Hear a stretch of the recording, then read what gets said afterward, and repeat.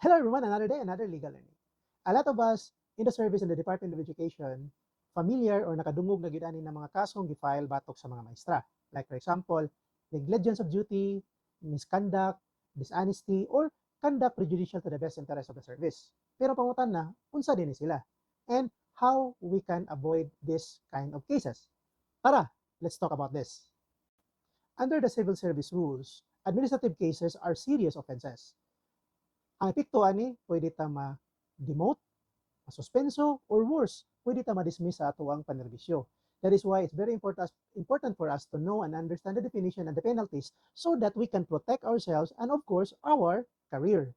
Number one, simple dishonesty. Example ano niya, giving false information, falsification of documents, or dili pagsulti sa tinuod. This is dishonesty. Ang penalty ani niya is dismissal from the service even in the first offense.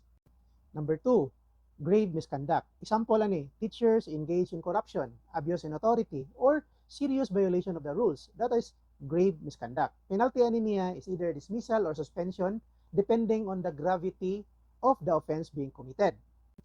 Thirdly, negligence of duty. Example ani kanang wala na to gi-perform og tarong ang ato ang trabaho. Like for example, repeated absences, failure to submit grades, or leaving classes unattended. Ang penalty ani niya is from suspension to dismissal depending on the severity of the negligence.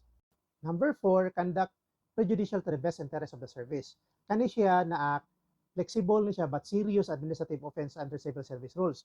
Unsa man ni siya? Kani ni siyang act na dili mabilong siya sa misconduct or dishonesty pero nakatarnish ka sa reputation sa imuhang agency. Like example, nang libak ka, na kay kaso cyber libel, any act ni siya na related or not related sa imong trabaho or even personal nimo, kapatay ba ka or nakay mga kaso sa gawas.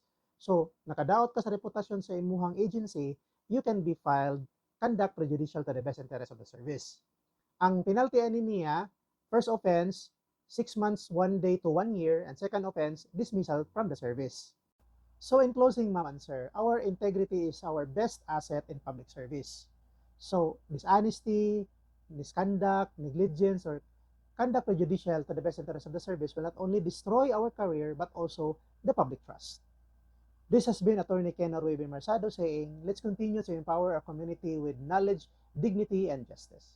So if you want to learn more videos about Philippine and educational laws, please follow, like, share, and subscribe for more updates. Thank you so much for watching and God bless.